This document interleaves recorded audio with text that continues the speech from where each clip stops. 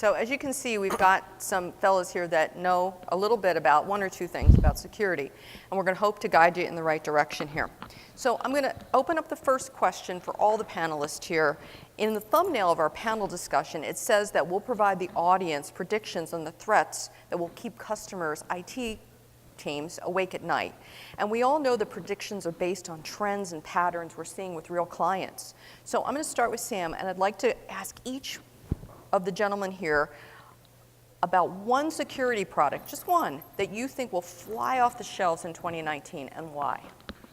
So I'll avoid the self-serving answer of managed SOC as a service. Yeah, okay. But All right. I think as people really start to realize that security is a board level item to discuss, and you don't have enough people, automation, AI, machine learning types of tools help people find sort of the needles in the ever-growing haystack. And so I see those technologies probably as the number one. You have to be careful with it because they themselves can generate lots of noise, but being able to sift through mounds of security data, whether it's cloud-based or on-prem, and being able to actually say, okay, that's interesting, that's unique, and other people in the world think that's a threat is actually, I think, probably the most valuable thing we'll get out of it this year. Okay, cool. Thank you for that, Tom. Yeah, along those lines, what we're pushing and what we're seeing is, it's really simple, is move away from signature-based antivirus to more machine learning, the AI, polymorphic, things like that. So really looking at those products doing much better, products such as Cylance is one example, versus that of the signature-based antivirus. That's a good answer. And David, how about you?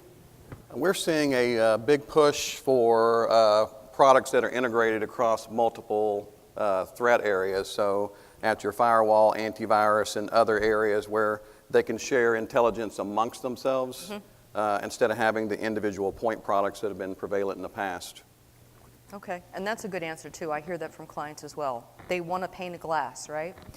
So Sam, I'm going to go to you first, and I was kind of blown away by these numbers. Maybe you guys know them, but it said that worldwide enterprise security, the spend this year is $96.3 billion.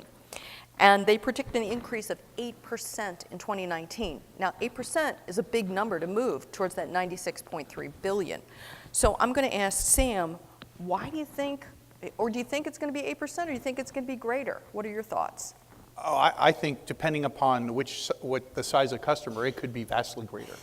Over the past 24 months, you've seen just about every major breach that's occurred has really sort of jarred customers into actually realizing, oh, this is something that could happen to me. And it used to be 4 or 5 years ago when we started Arctic Wolf, you talk to people and they were like, I'm never going to be a target. I'm a 300 employee healthcare firm. There's no one's really looking at me. They're looking at the big guys. And that idea, that thought process has shifted dramatically to, I don't want to be called in front of the owner or the president or the board and, get my hat handed to me because of a breach when I could have done something to be prepared. So I think that investment profile is actually right on target. Right on target. Okay, that's good to know. Tom, according to the same Gartner report that I cited, there's 5 top areas of security spend. And Gartner identifies them as identity and access management, infrastructure protection, network security equipment, security services, and consumer security software. So I thought that the last one was kind of interesting, right? Is this in line with what you're seeing? To a degree. I think the first thing, I used to work in large enterprise clients. My business is now focused on SMB. Gartner studies typically focus on what enterprise clients are spending versus SMB. So I always find it somewhat challenging. So I'm going to give you my perspective of those areas. What do I see my clients spending money on, which again are the SMBs? First of all, identity access management. We do see that going on, particularly with Azure Active Directory. I think that's a big area.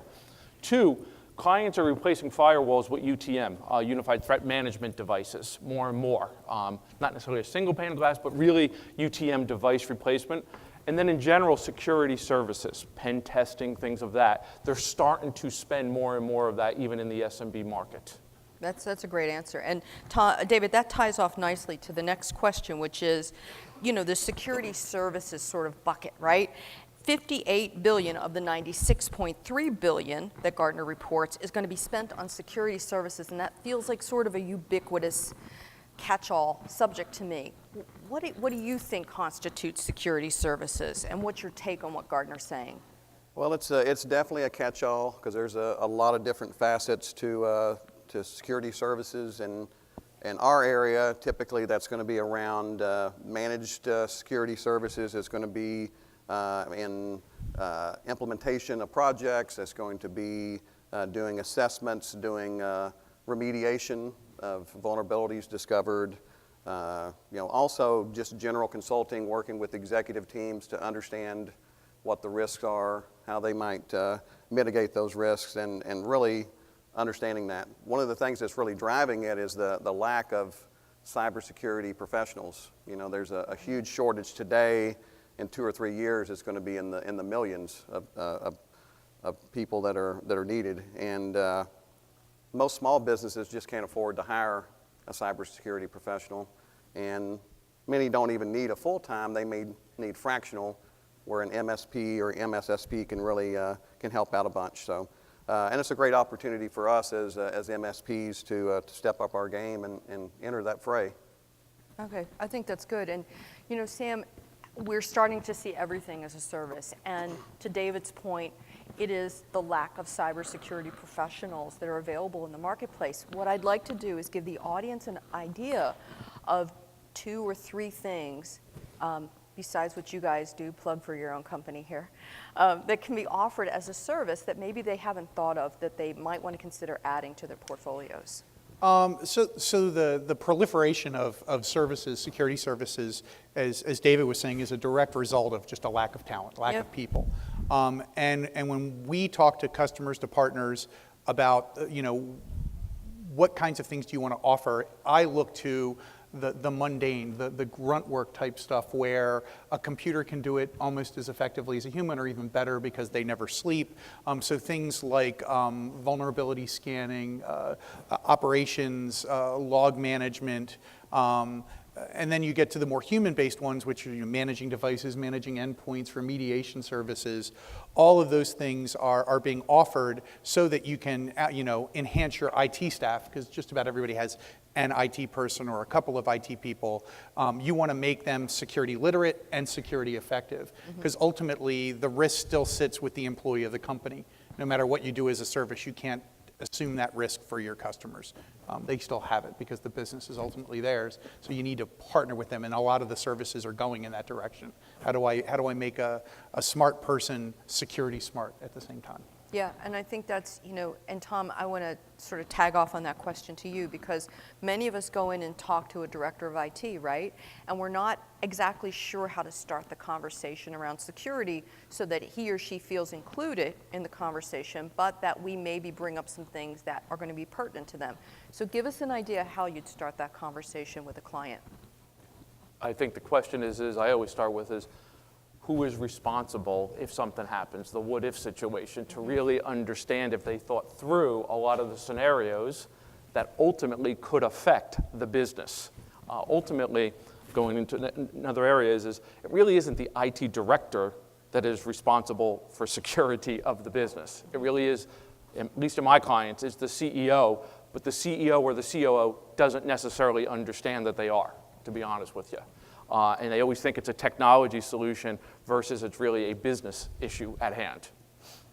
Okay, that's a fair question. And David, I'm going to give you a variation of that same question, right? We're outsourcing more and more security services. Tell us about a couple that maybe people in the room aren't familiar with yet, and that you see on the horizon. Well, there's a whole array or a variety of managed security services, and you can pretty much take any security service and package it up as a managed service if you like. So obviously, end user security awareness is a huge one. That could be anything from training to simulated phishing to dark web assessments to all different kinds of things to figure out how secure are your people, which are always your weakest link when it comes to security. That's a big one. That's an easy one for an MSP to add on If you're not doing that today, start doing it soon, because that'll help you save money with less vulnerabilities that you have to fight and manage. Some of the other areas that we're seeing are around outsourced security operations centers. That's a big one. A small business today, most don't need that level of service, but if you're in compliance areas, you have healthcare, local government, financial services, even those small businesses in those areas still need somebody that's looking at the logs and looking at real-time activity and identifying and assessing those threats that are coming in and helping you figure out what you need to do about it. So. Okay, that's a good answer, thanks. And Sam, you already brought it up. You brought up AI early in the conversation, and we hear about it, and we're like, yeah, AI, yeah, but I don't know how that really fits with security and how it changes things. So how does it accelerate things, and what should we be wary about when we hear about AI with security? So AI, machine learning, sort of different sides of the same coin. It's an interesting idea to apply into security, because security has lots of data, lots of noise, and you can train AI to go look for anomalies. I've never seen the CEO log in from Malaysia. That's sort of an interesting thing. Or, what is a database admin doing surfing into servers in the middle of the night when they never work those patterns. So it can really enhance a security team's effectiveness by constantly applying new patterns, new detection techniques to finding needles in the haystack. But they do make the haystack bigger. And so either it goes horribly wrong and you wind up with thousands of alerts that you have no clue what they are and you turn it off, or you do get 20, 30 alerts, but you still don't necessarily have someone that's got the expertise and skills to interpret them, which is why you get an AI system, you still need to have a security smart person looking at that data and consulting and helping that director of IT. Yeah, it's not enough to just get the data in. It has to be actionable, right? Correct. Yeah. I'm going to open this up to the panel because I think that this will be helpful for all of you. We all sort of know that there's the CIO and the VP of IT, the normal titles that we call on. But what we might not know from these experts here are some of the other people in the organization that are making security decisions. So I'm actually going to go to David first. And beyond the normal titles, who might we chat with at the organization about security? Well, in small businesses, we're seeing a lot of CFOs and COOs making those security decisions because they're seeing the impact on the organization. They're seeing the phishing attacks directed at the C-suite. They're seeing the invoice phishing attacks directed at their accounting departments, and they're seeing the real risk to their business. And so they're giving us the green light to move forward with security solutions rather than just IT. That's great. Okay. Tom, what would you say? Building upon that, definitely the CFO, where a lot of times the things, or even just an operations director very often is where we see IT sitting down in those decisions. As I said earlier, we really try and get to the owner or to the CEO because ultimately it is that type of an impact that we really want to have that level of a business discussion. But we got the gatekeepers trying to get there. So, how about you, Sam? What do you think? From our perspective, I actually tell our sales guys to go looking for whoever's actually driving the core business of whoever we're talking to. The director of IT, the officers in the company all have sort of that sort of bent. I agree with talking to them, but if you're a restaurant chain, I want to talk to the guy who's the operations manager for all the restaurants, because he'll be able to tell us actually how their employees work, how they expect it all to work, and also understands the physical security in other areas that you wouldn't necessarily get from someone. They leave that to sort of the underlings. And so it's an interesting spin on what other areas could we help with, what other opportunities are there as a service provider to shore up the company's network while pushing their business down the road in the right way. That's great. Have you guys heard this before, any of these titles? Yeah, some of you are nodding your heads. Anybody else have a great title or two that they want to share with everyone in the room that they've had called on and it was an interesting way to approach security? You guys are all going to be shy with me, huh? Is that how you're going to be? All right. Okay, we're just going to move along then, if that's the way you want to be. So Tom, this is yours. We've all thought about probably thought about operationally securing existing infrastructure and footprint, right? But the cloud changes everything. We are now changing the way we do business. How has that affected the conversations? How's the cloud affected the conversations you're having in security? It goes back to my point where it really needs to be the CEO, because there's department people making decisions of putting things into the cloud without a clear understanding of the implications of backup, the security aspects of their business. So it's opened up the business to be exposed to a lot of independent decisions without a clear security policy in place. Yeah, that's a great question. You're right. Marketing is making 40% of the cloud decisions. Marketing is. Kind of surprising, right? But it's true. And they bring in IT later, especially if it doesn't work. So there's that. So David, taking things a step further, I'm starting to hear this buzz around DevOps security, right? And what would be a good way to approach DevOps security, right? How would you get into an organization and talk to them about their code and their security? Well, we're seeing businesses deploying applications into the cloud using technologies like containers. It's a little bit different than virtualization, so the security is a little bit different. So if you're a DevOps person, you need to make sure that you're spending the time and effort to get up to speed on the security side, and that needs to be an inherent part of the process. Especially with the public cloud like AWS, we're seeing data leaks pretty regularly, and so we want to make sure that those developers are taking into account best practices for security along the way. So putting it on before instead of trying to wrap a bow around it after. Absolutely. Right? Okay. Needs to be from day one. Should be yeah. So Sam, I'm going to turn this to you. And if you're going in to talk to a DevOps team about their security posture as they're putting applications out there, who would you talk to on that team, and what 2 questions would you ask them?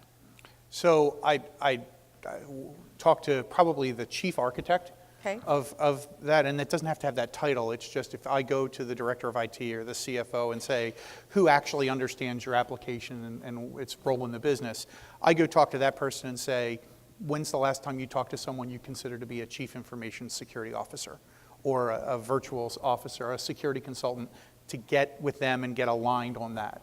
That would be the first conversation. And then my second conversation would be the last developer hired, hopefully in their 90-day window of just being hired, and then say, do you know what the secure coding practices are, and have you read them? That's a great way to do it, because So- then you're going to figure out if the information is really traveling through the organization. Absolutely. Yeah, that's important. Had you guys thought about that, going into the development teams, selling security? Are you awake? I'm just checking. Just checking. Okay, so we're going to move along to products and solutions. And this is for all of you, and I'm actually going to start with David. If you could only add one new product or solution of insecurity to your portfolio in 2019, what would it be? Well, for us, we're looking to offer additional managed security services as part of our offerings in 2019, and so that's one of the main reasons that we're here at Channel Partners Evolution, is to see what's new in the market, what's a little more leading edge, so that we can be prepared to add some of those solutions in 2019. So I don't have one today, but I hope to have 1 or 2 before the end of the week. So. Okay, I don't know. If that was a quiz, you would have failed the quiz. I don't know what to say here. We've got to give me an A for creativity. All right. Points for creativity for Tom? Okay. So for Tom, what would you say? It's not so much of what we would want to offer. As I look at the security industry, we all hear about industry standards, NIST, PCI, but there's very little software to automate assessment and against that and improvement against that. It's a very manual, expensive effort. As a matter of fact, it's a good service business because it is very manually expensive. Yep. But as we do these more, I would really like to see a software product to help me automate and sort of eliminate some of the manual stuff that we have to do with people. Yeah, that's cool.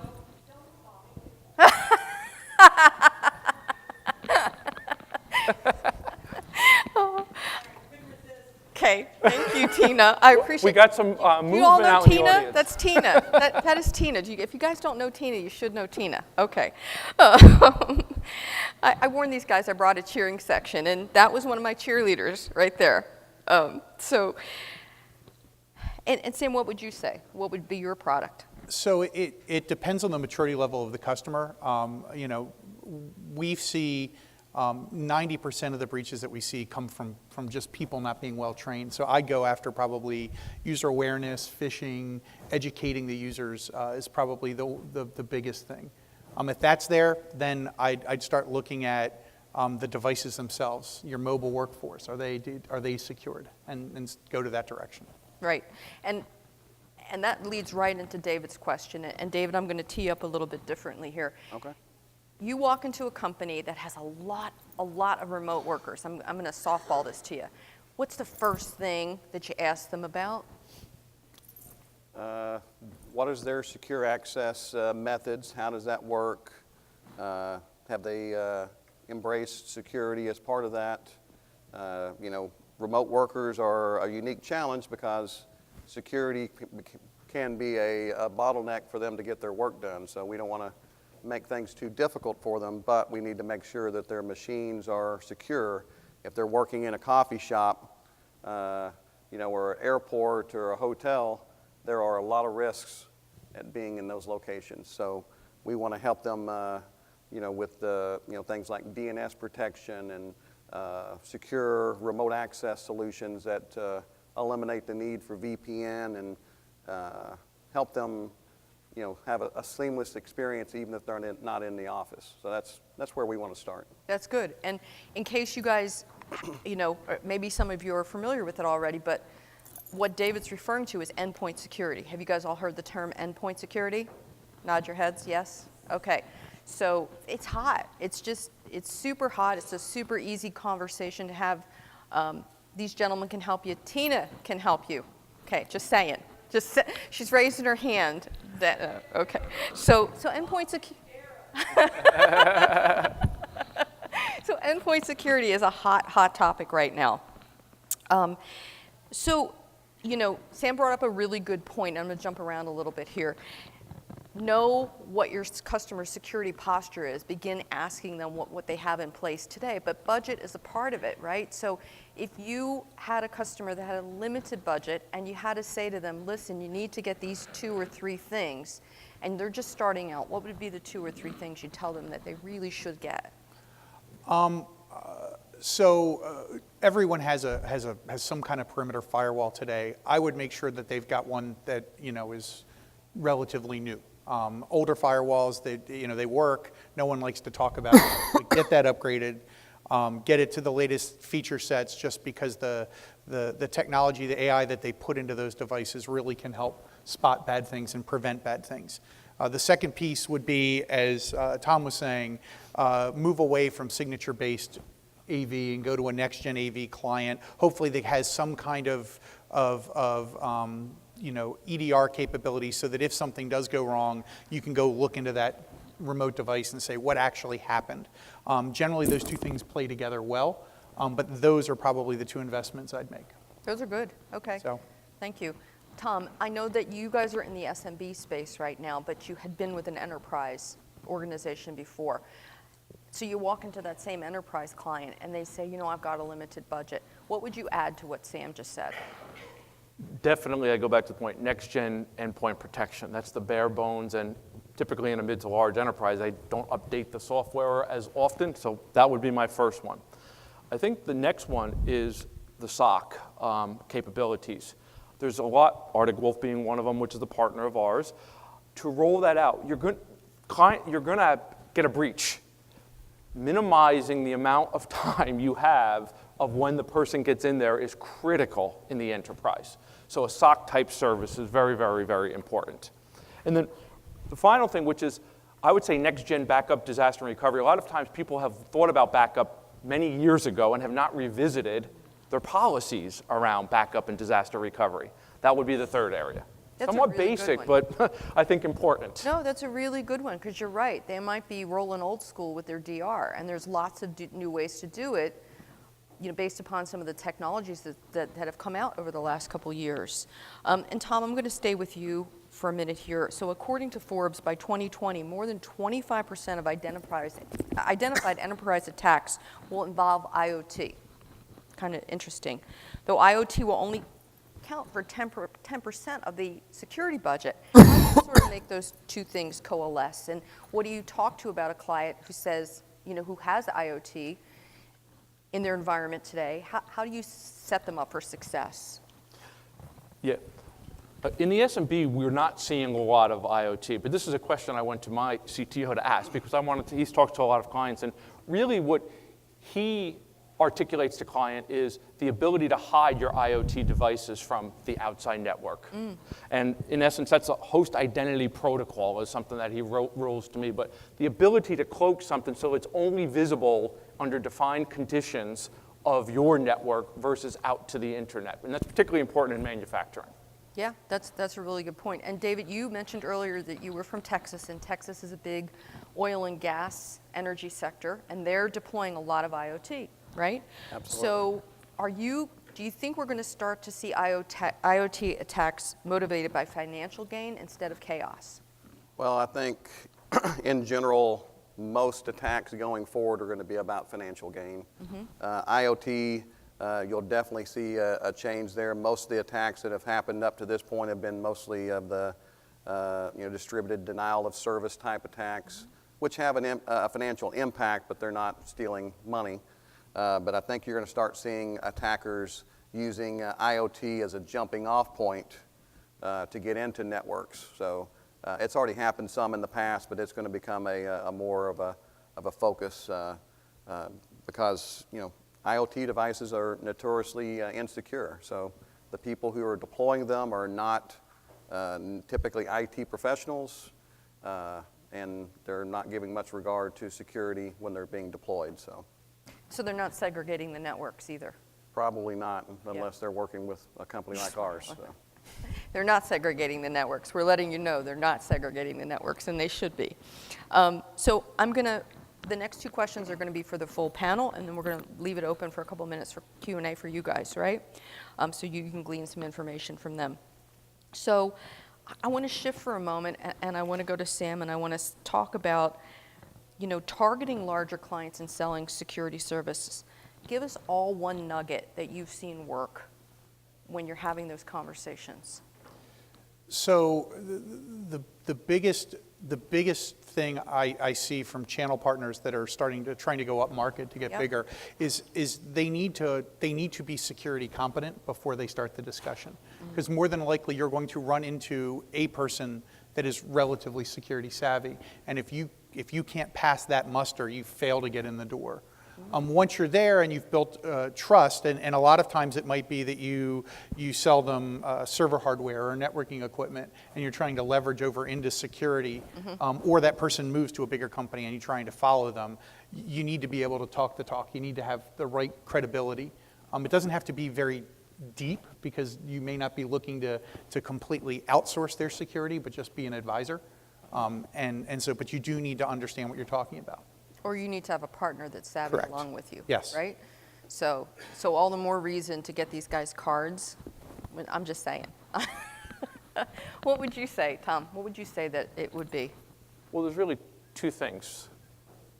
Verticals or industries that have compliance and certifications, those are easy because you scare them out of, they don't know what they don't know around the technology side of their certification. So find industry or verticals that have these standards and certifications to meet, and it's an easier sell talking to the business owner in regard to that. The second one where they don't have it is really educating them. We heard it a little bit earlier. The biggest threat is your employees. And just doing a simple phishing campaign, you would be amazed how many employees click links that they shouldn't click.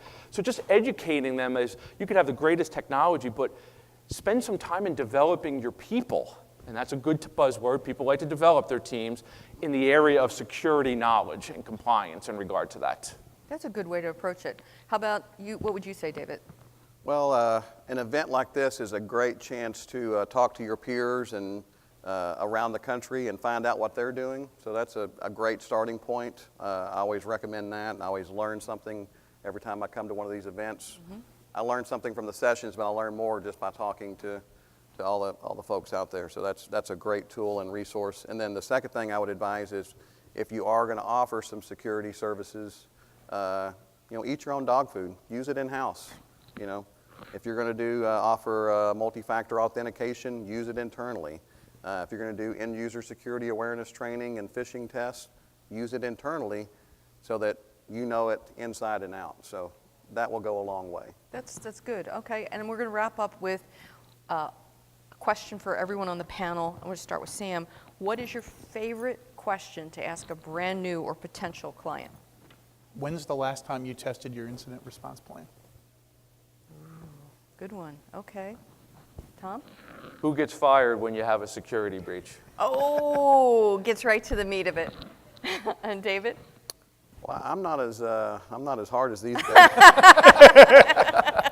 I usually try to start out with just a real simple question. What's going on in your business today, and try to get them talking about themselves in the business, get some of that rapport going, and then you can kind of dive into some of the other tougher questions as you go along. So. Okay, great. Okay. Well, we left a little time for you guys. What questions do you have for the panel?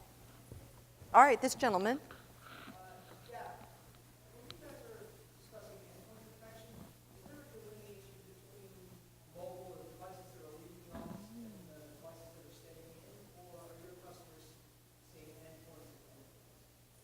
Good question. They see it as endpoints, and it just you want to understand mobile because you need different levels of protection for the mobile devices.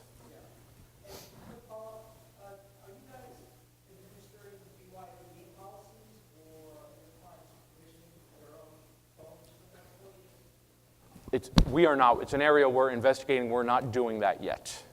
I only ever see companies giving out devices when they've got really strict compliance, and they can't afford the device to get compromised in any way. Most smaller companies just rely on, if you're using Office 365, they can remotely remove all the data from the device, and that's generally considered good enough for most customers. I don't particularly care for it, but it's good enough. It's better than nothing. Better than nothing. This gentleman?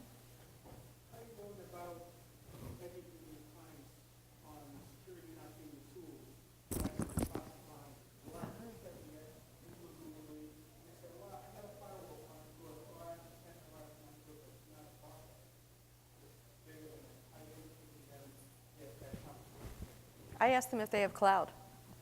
You have cloud? And they say yes. And they go, yes. Well, then it's changed. Your firewall is like a moat, and that's all it protects, right? What would you guys say? Well, I think for me, the big thing is that use an event that happens, right? The CEO gets a phishing attack that's trying to get a wire transfer done, right? That's a great opportunity to impress upon them the significance of end-user security awareness training. So, and like I said, if you're an MSP and you're not offering end-user security awareness training, that's something that you should really start doing just to lower your cost of delivering and managing their environment. So, just building upon that is an example where you could have all the technology in the world, but the people side breaks down. A phishing campaign, a partner sends in, you cloaks your email, sends in a request to a wire transfer. If you don't have a policy to always call a new wire transfer internal to your finance group, they're going to wire information just by the CEO saying to do that. That's an example where technology can't prevent that. So the last thing I'd add is leverage your vendors. So as a vendor, if you know you're going into a law firm and you're like, hey, I need talking points, we have war stories. Every security vendor has war stories. Ask your channel rep, ask your account rep, do you have anything in this area? And then morph it, make it local, make it real, and you don't necessarily have to mention us when you talk about it. The idea of the CEO phishing scam, I mean, everyone's got a different one, but get the details. Generally, we'll have one in the right vertical and in the right location because they're so frequent these days. Good point. Anybody else? Questions? Gene O'Neill. Gene O'Neill, hi.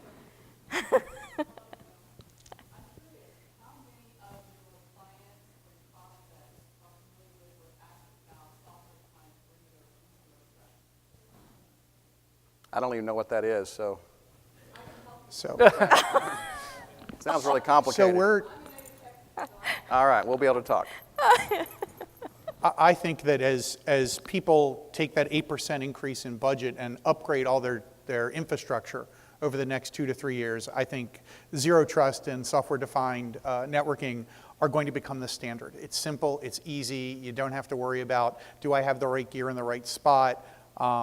But again, it's going to be vendor-driven, and so you just, more than people-driven, I think, just because it's just easier. It provides flexibility, and it allows the upsale of additional services on top of the devices that you're putting in.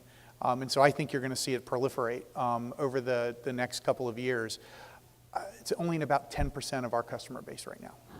But we, again, are more small, medium, 1,500 users and below right now. Good to know. Anyone else? This gentleman. Last week, U.S. CERT dropped an advisory for MSPs vulnerability around Phoenix. I'm just interested, you guys as the experts, what are you doing internally to beef up your security as the CERT provider?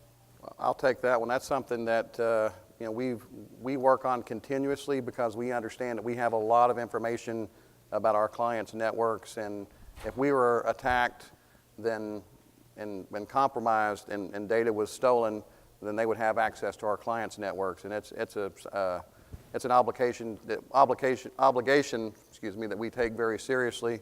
So we've implemented many layers of security in different areas, and continuously train our people, our engineers, on not giving out information over the phone, not sending information in emails, not sending all of the information together at one time, different things to make what we're doing more secure.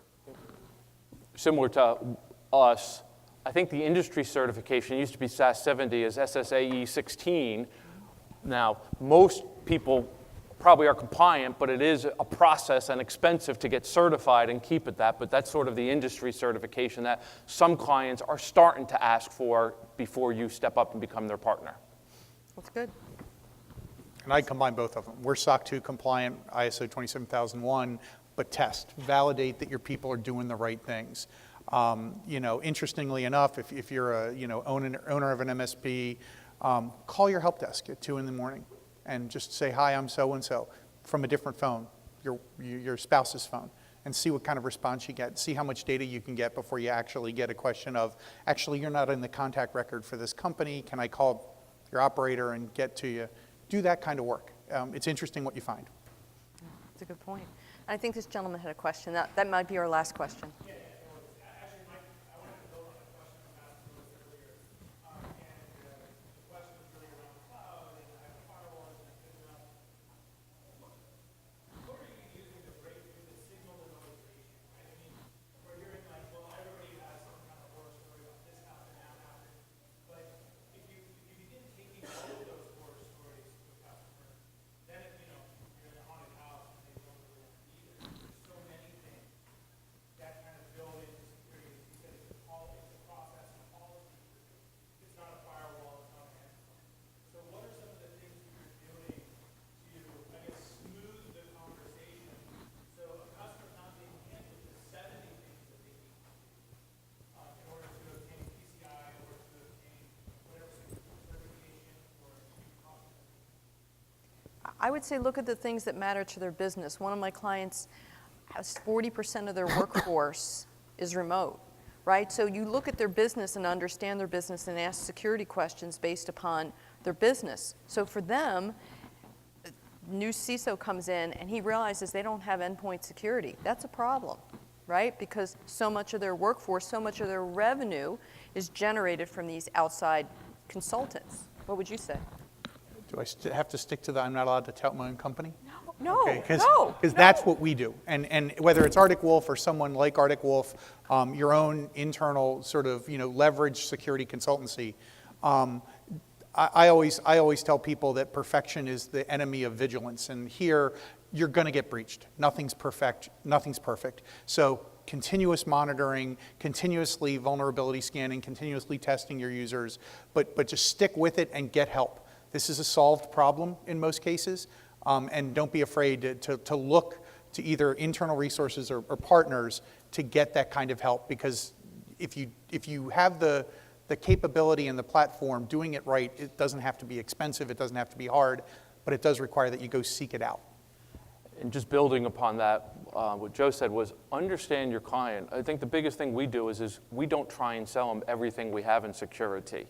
And as a matter of fact, a big approach is we tell them you don't need this aspect of security for your business, but you can't do that without understanding their business and what their tolerance is of risk. And then, of course, with that, how much they're willing to spend to mitigate the risk. Yeah, that's good. And I think for us, the big thing is to chunk it down, start off with policies, work backwards from there so that you've got that in place, help them understand their different IT systems that they have, what are the risks for each of those. Some, they may have small risk, others they might have a larger risk, and figure out those top 2 or 3 areas where they want to spend their money. I think goes a long way for a business owner who, has a ADD, I guess is the best way to describe it, right? So they just need to know those top 2 or 3 things to do, and it could change from year to year. That's good. Well, thank you all for taking time with us today. We really appreciate your time. We hope you learned something.